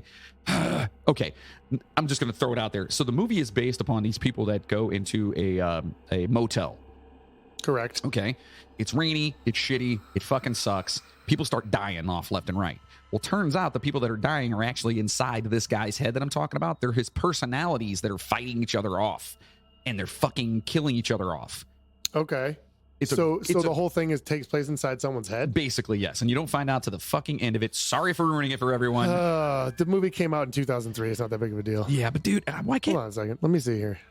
Amanda Beat, John Hawkes. Plot. Convict named Malcolm Rivers awaits execution. Malcolm Rivers, that's his name. Why is he not on this list of the cast? He is on the list of the cast. Not on Wikipedia. Malcolm Rivers is... Oh, Pruitt Taylor Vince. He's like here it is. He's like a fat guy. Yes. Pruitt Taylor Vince. And if you see him, you'll know. All right. Yeah, I know who you're talking about. Boy, that was a fucking convoluted whole effort there. What the fuck what do I remember him from? He's like all sweaty and shit. Anyway, I highly recommend the movie, even though I just told you the fucking plot. So anyway. Oh, he was in Jacob's Ladder. Yeah. So go watch that one. All right. Number 4, moving on. By the way, Identity is number 296 of the most rewatchable movies. Okay. And number 276 of the greatest guilty pleasure movies. Oh, he's in Natural Born Killers? Yeah, dude, he's all over the place. And if you guys... I'm trying to think of what I know him from. Like, I see him in a part, and I can't think of what it is. Yeah, I mean, that's Identity's where I know him from. So, all right, so number... you know him from Constantine. He is... I see that, but that's not what I'm thinking of. Oh, okay, yeah, because he's in Constantine. He's the guy that's helping out Keanu Reeves and gives him the... He's like the reporter or whatever that tells him about what's going on when he steps up. I'd have to think about which movie it is, but I definitely I can picture him in my head. Like number 4 right, go ahead. on this list. Sorry about that, folks. Longest top 10 ever. Yeah. Jeff's probably listening to this right now, going, "Shut up!" Fuck him, he's not here. Yeah, right. Do whatever we want. This one is Piercing. It is a 2018 American horror comedy film directed by Nicholas Pesci. Based on the novel. Is he related to Joe Pesci? I don't know. Same spelling and everything? No, it's not. It's Pesci. Yeah, that's Joe Pesci. Is it? Yeah. Maybe he's related. I don't know. What is his name? Nicholas Pesci? Nicholas Pesci. Yeah. A man kisses his wife and baby goodbye and seemingly heads away on business with a plan to check into a hotel, call an escort service, and kill an unsuspecting prostitute. Oh, it's Pesce. Ah, okay. Different guy. So yeah, that's what this one's about. So the guy basically is just leaving and going to go kill a prostitute. He did The Grudge. The 2020, the new version of The Grudge that came out. Nice. Yes. Here you go. Number 3. What do we got? On our list, 1408. Dude, it's a great movie. It's awesome. Absolutely awesome. That's based on a Stephen King novel as well. Yep. Sam Jackson, John Cusack. Basically, the room is haunted, and the guy is writing a book about haunted places. Because he's a skeptic. He doesn't believe it. He goes there, and let's just say things. And they're trying to get him to not stay in that room, and he's like, I don't fucking believe it. And it's great. It's fucking great.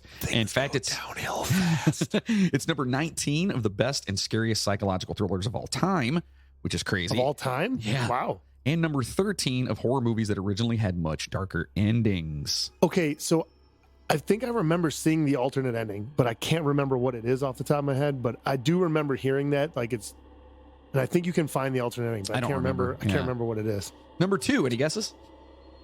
See, we're at the top 2 now. Top 2. I'm going to assume that The Shining is number 1. Well, we'll find out when we get there. And then, so what else takes place in a hotel? It's Psycho. Ah, Psycho. All right. Of course. All Alfred right. Hitchcock, 1960. You know what I mean? Anthony Perkins, where basically, if you don't know the story of Psycho, It's a great movie. the fuck are you doing with your Classic, life? Fucking classic. So basically, you know, his mommy's dead and he's basically acting like her and killing people as they come to the hotel. And dresses like his mom. Yes. It's kind of a The shower scene. Come on, people. Yeah. Yeah. Yeah. Number 8 of the best movies with twist endings, and number 1 of the best movies of the 1960s. Whoa, really? Yeah, that's pretty big. Best movies of the whole fucking decade? Yeah, apparently. Yeah. Wow. That's impressive. Yeah. So number 1, as we already mentioned, of course, it's The Shining. I was going to say it's something completely random and be like, God damn it. No, it's The Shining. For sure. Stanley Kubrick, 1980. Jack Nicholson, Shelley Duvall. If you haven't seen this one, then again. Dude, she makes that movie creepier just because she is a... Without sounding like an asshole, she is a creepy looking person. Oh, yeah. Shelley Duvall, for sure. She was olive oil. Yeah. Yeah. And She made olive apparently, oil creepy. I mean, you can read the stories about The Shining too. Apparently, this movie like ruined her life Did it really? because Stanley Kubrick treated her like shit. Oh, yeah. He would like yell at her. And Jack Nicholson treated her like shit. Like they were like, I guess, trying to get a good like whatever out of He her. would like scream at her and fucking just totally until she was like bawling and everything else. Yeah, that's fucked up. And then like right after that, he'd make her shoot a scene. Yeah. Like while she was, yeah. Kubrick was such an asshole. Yeah. This is number 36 of the movies that should never be remade. I would agree. Yeah, please don't do that. They already did though. I fucking hate those. They remade it as like a TV miniseries type thing. It was like a 2-parter, a 3-parter. I do not with the remember dude that used to be in the show Wings. Oh yeah. He was like one of the main. He was like the main like suave guy in Wings, Yes. the show with the TV show That Wings. was. I loved the show Wings. It was great. Who was the fucking the idiot guy in that movie? He Oh was my like the mechanic. God. He was Sandman in Spider-Man 3. Yeah, and not Nelson. What the hell was his name? It's something like that though, but he was just a complete dullard. So funny though. Hey, he just had Is that it something voice. like and that? everything. Like it doesn't matter. Anyway, You might be thinking of the Dauber from Coach. maybe He was the big dumb like. same character. All right, passengers, listen, we hope you really enjoyed your ride with us on the Cecil Hotel, and we're not done with it yet. We're going to come No, I back and think we're going to we do a need to little go bit more, back. and we're going to research a little bit about Eliza Lamb here and see exactly where it takes us, because I feel like there's definitely got to be more to the story. Now, next week, Moody, Yeah. we're going to dive into the Black-Eyed Children. Ooh. Yeah, so it's the legend of paranormal creatures that resemble children between ages 6 and 16 with pale skin and black eyes who are reportedly seen hitchhiking or are encountered on doorsteps of people's homes. Yeah. So I've done a little bit of looking already into this. Uh-huh. And it's kind of a weird thing because it's a fairly recent phenomena, which I Yeah. didn't realize. Yeah, I didn't either. I really didn't know too much about it 'Cause- until other people, like some of our listeners and stuff, had mentioned it, and now I'm like, His name was Lowell, by the way. Lowell. Yes. Samsonite. I was way off. So yeah, anyways, no, but yeah, like I didn't realize it. Like I had heard the stories, I've heard a little bit about them, but I was unaware that this is it's a fair. It's a phenomenon. Your house makes weird noises. Yeah, it's haunted. Um, It's not haunted. Somebody's flushing a toilet or taking a shower. haunted. Yeah, it's haunted. My Mine's house not. is haunted. I don't believe that shit. Anyways, side note to that, my daughter said she sees people and they tell her that things are coming, and then she has to shake her head and make them go away. You might want to make an appointment. So I'm just throwing that out there. Jesus. House might be haunted. I'm just saying. Yeah, Or maybe it's your like daughter, a new thing now. I don't know. Your daughter may need to see somebody. That's all. Yeah. You know? She is my daughter, so Yeah, this is very true. Apple tree, right? yeah. So, anyways, the Black-Eyed Children. It's a recent thing, and it was kind of interesting to me that something like that could, like the stories that you hear. If anyone's familiar with it, you know what I'm talking about. But like the stories that you hear about them, like it's something that could just like kind of pop up in fairly recent times. Like Yeah, I've never heard. and it doesn't go. It doesn't seem to go back very far. No. Yeah, well, we're going to dive into it next week. It should be interesting. Yeah, it'll be fun to actually get into that one too. So also make sure to stop over to our official website, themidnighttrainpodcast.com. At our website, you can buy some awesome merchandise and help us out by doing so. And where our new line of Fecal Fighters shit-eating robot t-shirts will be coming soon. You got them coming? Oh, yeah, they're coming. I'm getting one. I got to get one. The designs are a-flowing. Oh, yeah. They're just sketched out right now, so I got to get them all. You know what we got to do? Got to get them finalized. We got to build a prototype and take that stuff to fucking Shark Tank. I'm serious. Shit-eating robots. Absolutely. We can make you got indoor ones, outdoor ones for the yard. 100%. Yeah. Fecal Fighters, buddy. Fuck yeah, dude. Absolutely. And listeners keep asking how they can keep the steam in our engines. Well, if you like what you hear from us, and damn, we hope you do, consider being a producer of the show. Last 2 weeks, who knows? Consider being a producer of the show by heading over to the midnighttrainpodcast.com and clicking on the Patreon button, or at patreon.com/the Midnight Train Podcast. There, for as little as $5 a month, you can get all kinds of shit like a custom shirt, custom poster, custom sticker, bonus episodes like the Day the Music Died series, which we have one coming that I'm super excited about. Should we tell them what it's about just so we can make all the people that aren't Patreon members feel like they're missing out? No. All right. I want, first and foremost, our Patreon subscribers, our producers are the most important people in the world. Fuck yeah, if you want to become one, it's super easy. It's $5 a month, and you get bonus episodes that are just amazing that you won't find anywhere else. And you can also do a $1 a month thing just to show it to right. I saw that we put that up. Yeah. Cool. You don't get the bonus episodes because that wouldn't be fair to the people. But it still shows that you love us. It shows that you actually care about us, and you're like, listen, here's a fucking $1. I found this on my couch. Yeah, you know what I mean. Here's $1, and that $1 goes a long way to help us. It does. Everything goes right back into the show. 100%. So no, I don't want people to know about it. I think they gotta stay tuned for the next episode because I just found out about it today. I did. I keep them from. I love doing that to you, and I'm fucking stoked. I'm so stoked.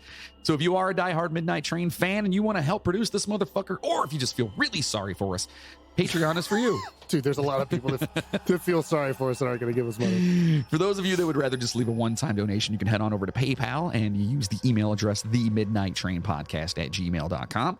Also, you can easily like, subscribe, and please rate us on your favorite podcast platform. And most importantly, share the Midnight Train to everyone. Just let them know, dude, I listen to these fucking idiots. They're kind of funny. It passes the time. Right? Yeah, absolutely. That works. Look, we know there's a lot of podcast choices out there. We appreciate that we're one of your choices. And I will say something, though. I go back and I genuinely, I put all these together. I produce the whole thing. I put them all up. I listen to every single one of them. Yeah. But I do listen to us on I listen to us all the time. And the reason is because it is entertaining to me. Like the ones I listen to are usually like real dry. Yeah, very straightforward. There's a couple that are funny. But there's a couple that are funny. A lot of the true crime stuff you listen to, everyone is super serious. And it's all the same shit. Yeah. We try to bring some different stuff. Yeah. That's the thing. There's not, we try to do topics that keep it interesting. Right. That not everyone else out there. We don't want to do fucking Ted Bundy. Yeah. And we don't want to do like Jeffrey Dahmer. Like we don't want to do that kind of stuff. Or we don't want to do even like the supernatural stuff that you just see the same shit over and over again. We don't want to do that. Right. So we're trying to just kind of do things a little bit differently. Hopefully you guys appreciate that.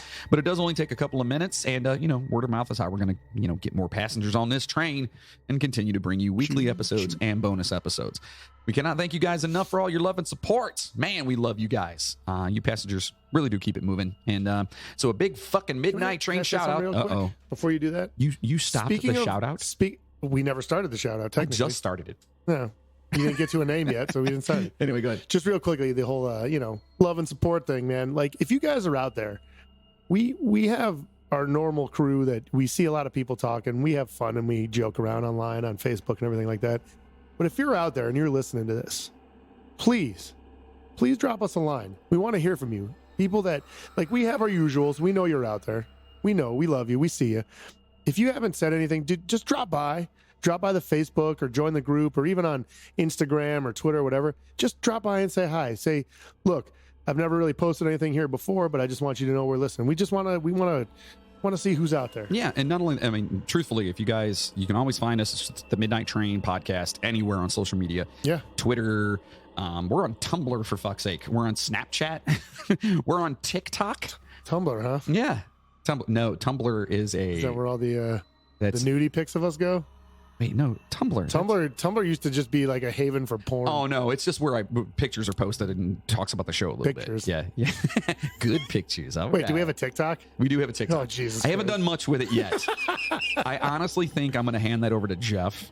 He would be the perfect I one for think that. Jeff, for those of you guys that believe that Jeff should just be putting out TikTok content, let us know that too. Yeah, I think it would be good. Yeah, but it's all of the links for all this shit is always in our show notes and stuff. Yeah. So whenever you guys click, I think on we're the episode, legitimately on every Oh, yeah. format. Yeah. We're out there. We're definitely out there. So listen, a big fucking midnight train shout out to Barbara, Craig, Lacey, Mikey, Ben, John, Nate, Tess, Heidi, Kaylin, Kevin, Samantha, Matt, Diana, Christopher, Jacqueline, Katie, Michaela, Ramsey, Tamar, Tommy Speakabox, the Sister Skeleton. Please make sure you check out the Sisters Skeleton podcast wherever you listen to podcasts. I know. I keep because now when I say it, I say Sister Skeleton.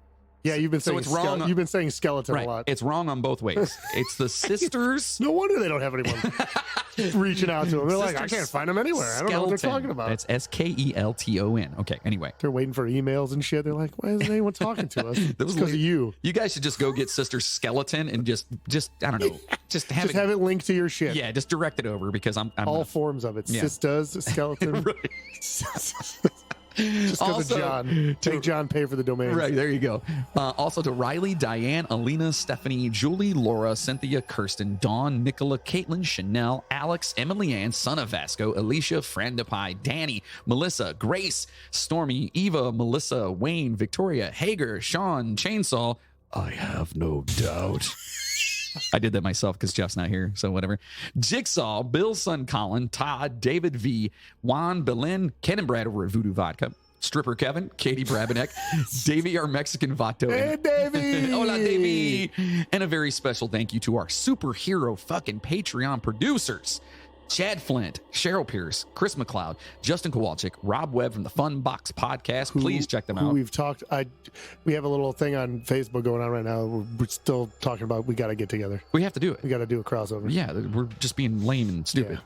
Also to producers Christina Skelton, Maria Gibbs, Jessica Bartolome, Rick Resler, Courtney Batchelor, and Bill Birch. Woo! My dude.